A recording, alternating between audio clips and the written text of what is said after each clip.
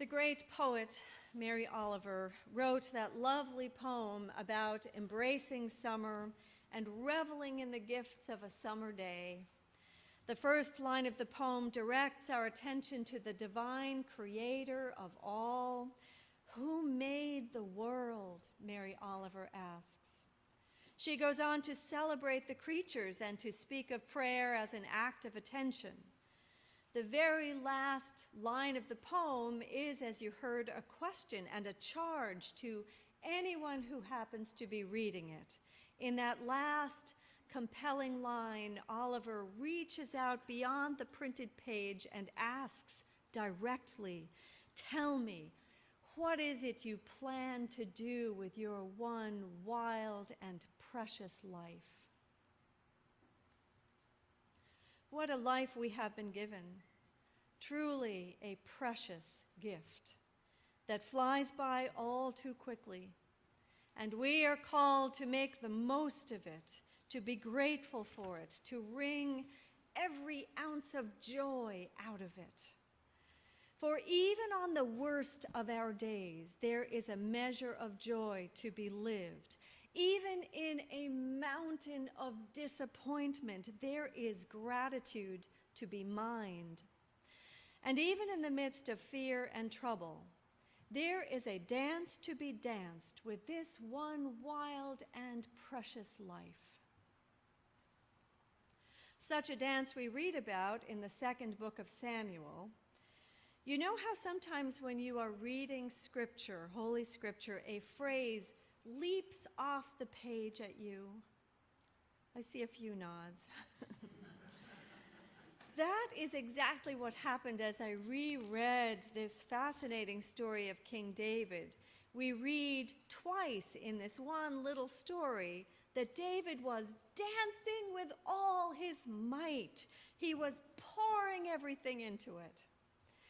In the first instance, we read David and all the house of Israel were dancing before the Lord with all their might, with instruments, songs, and lyres, and harps, and tambourines, and clarinets, and cymbals.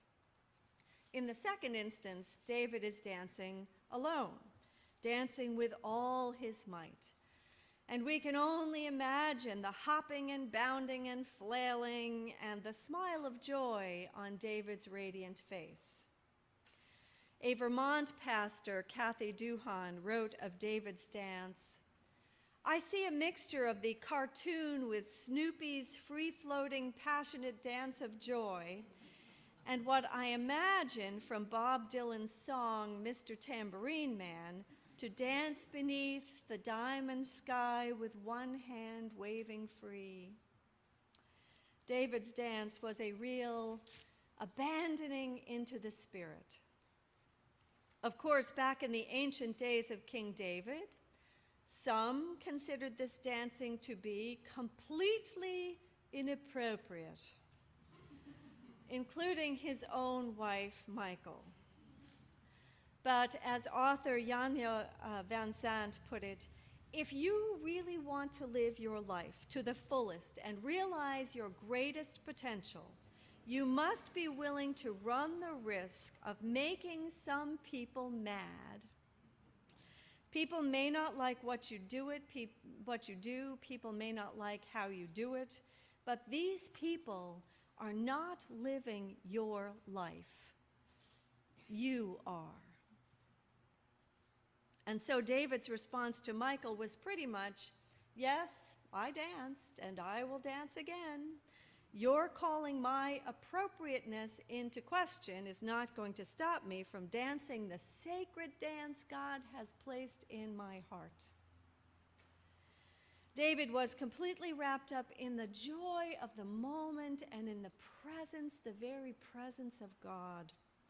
He couldn't help himself, and nobody could stop him because his dance was a numinous response to the gifts of God. Just as in the story of the prodigal son, where the household danced in celebration because their long-lost boy was home again, David was dancing in celebration of the Ark of the Covenant, being returned home. The Ark of the Covenant was, as those of you who are familiar with Indiana Jones know, a beloved symbol of the presence of God. And David could feel that presence all around him and within him, and he could not help but leap for joy regardless of what anyone else might be thinking. David's uninhibited dance was an act of praise, an act of worship, called forth by a joy that had to be expressed. This kind of joy is natural in children who will dance at every opportunity. Even my little grandson James, at 9 months of age, starts rocking it the minute he hears any beat. He's all in. Isn't it interesting that dance is not a regular part of worship? Other forms of expression are regularly woven into our worship experience, including singing, instrumentation, prose, procession, sometimes art, but rarely dance. In other liturgical traditions, dance is much more common. The Sufis still dance their way into the presence of God. Dance is an integral part of many Native American worship services. And the Shakers found they couldn't help but dance. In worship and in life, we are called to dance with all our might, at least metaphorically, as we celebrate every blessing and lean on one another through pain and sorrow and try to make a difference in this aching world. With or without steps, it is all a sacred dance, offered in the presence of God. There was a 19th century American missionary in India who was named David Hyde. He earned the nickname, Praying Hyde. He was well known not only for his enthusiastic prayers, but also for his contagious happiness. He was a very happy missionary. One day, a worried woman asked him, "Mr. Hyde, do you think that a lady who dances can go to heaven?" Hyde's answer was, "I do not see how a lady could go to heaven and not dance." John Hyde imagined paradise as a place where holy dancing would be wholly irresistible. The actual art of dance may not be your strength or your interest, but dancing with all your might is surely a symbol for this life of faith, for the life of enthusiastic praise and gratitude we see so clearly in King David. Think living with all your might. Think living with irrepressible enthusiasm. Enthusiasm, you may know, is a Greek word that means in God, entheos. To be enthusiastic is to be in God, in the Spirit of God. Now, God has placed a holy dance in each of our hearts, not just King David's, but in each of ours, and to live faithfully is to dance that dance, whatever it looks like, with enthusiasm. There may be people along the way who feel that your particular dance is inappropriate. It is good to listen to them and to be sensitive to them, but to dance nevertheless. God has called us into this dance of life with all its ups and downs, and dance we must. Our son Noah was married to his lovely wife Sarah here in the sanctuary, and I can't remember how many years ago it was, 8 or 9. Do you remember, Russ, how many years ago it was? 9 years ago, okay. He was married here in the sanctuary, and at the reception, which was not here, but at the reception, celebratory dancing went late into the night. And my two little nieces, who were 4 and 6 at the time, were enjoying the dancing, but after a number of hours, they were also struggling to stay awake.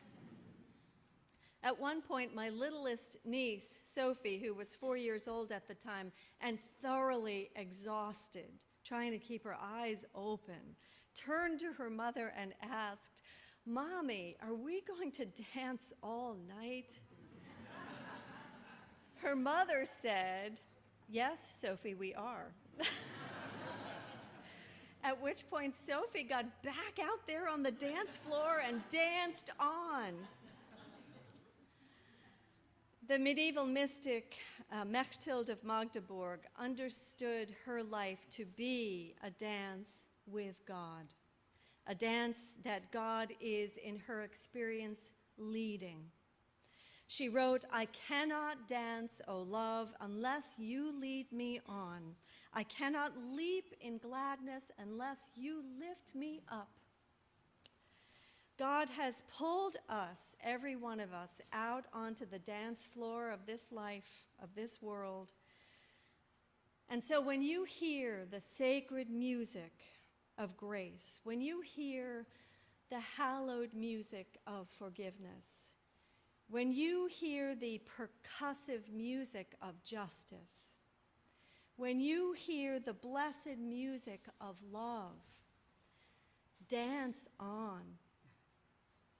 And when you hear that sacred question rising in your soul, what is it you plan to do with your one wild and precious life? Or even with this one wild and precious summer day? Dance the dance into which God is calling you. Enthusiastically pour yourself into it. Amen.